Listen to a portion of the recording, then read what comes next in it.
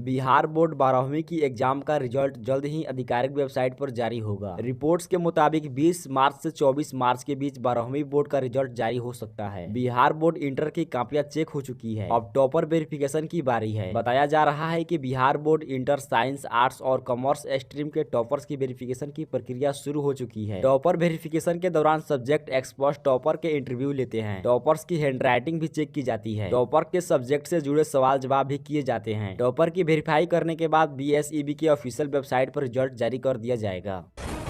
Delhi NCR में मौसम का मिजाज बदल गया है। अब गर्मी बढ़नी शुरू हो गई है, यानी जल्द ही कूलर पंखे चलने शुरू हो जाएंगे। भारतीय मौसम विज्ञान विभाग के अनुसार दिल्ली में रविवार को न्यूनतम तापमान 10.1 डिग्री सेल्सियस दर्ज किया गया, जो मौसम के औसत से 5 डिग्री कम है। अधिकतम तापमान 30 डिग्री सेल्सियस के आसपास रहने की संभावना है। मौसम विभाग ने रविवार को आंशिक रूप से बादल छाए रहने की अनुमान जताया है।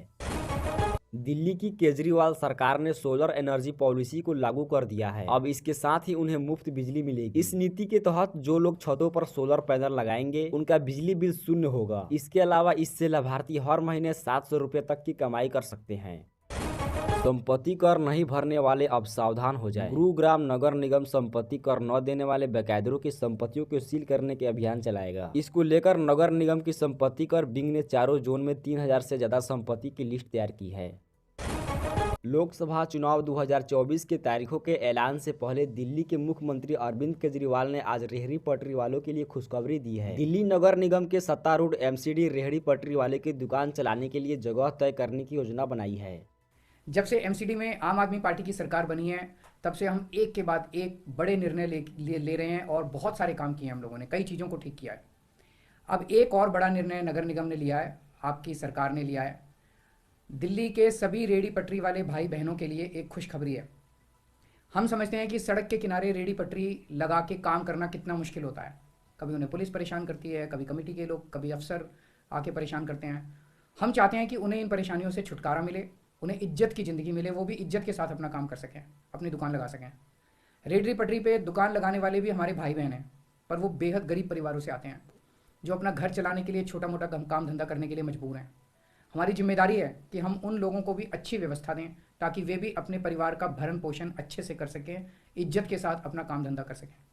तो हमने निर्णय लिया है कि ऐसी सभी दुकानों का हम एक सर्वे कराएंगे। जहाँ जहाँ उनकी दुकानें हैं, वहाँ उनका एक सर्वे होगा कि कितने दुकानदार किस एरिया में हैं, कौन कौन कहाँ बैठता है, किस किस तरह की दुकानें लगती हैं, और फिर उनके लिए हम बाइज्जत सम्मानजनक अपनी दुकान लगाने का इंतजाम करेंगे।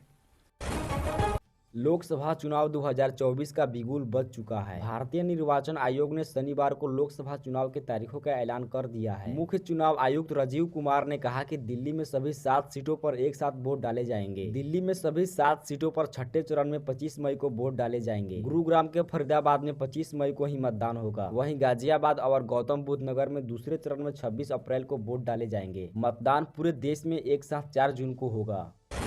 बिहार में 7 चरणों में मतदान होगा। दूसरे चरण का मतदान 26 अप्रैल की होगी, जिसमें 5 लोकसभा सीट किशनगंज, कटिहार, पूर्णिया, भागलपुर और बांका में चुनाव होगा। नोटिफिकेशन की तारीख 28 मार्च है। नामांकन दाखिल करने की आखिरी तारीख 4 अप्रैल है। नॉमिनेशन की स्क्रूटनी 5 अप्रैल तक और नामांकन वापस लेने की आखिरी तारीख 8 अप्रैल और 4 जून को नतीजे घोषित कर दिए जाएंगे। निर्वाचन आयोग ने शनिवार को लोकसभा चुनाव की तारीख की घोषणा की। चुनाव कार्यक्रम के साथ ही आदर्श आचार संहिता भी लागू हो गई। आपको बता दें, बिहार में 40 लोकसभा सीटें हैं।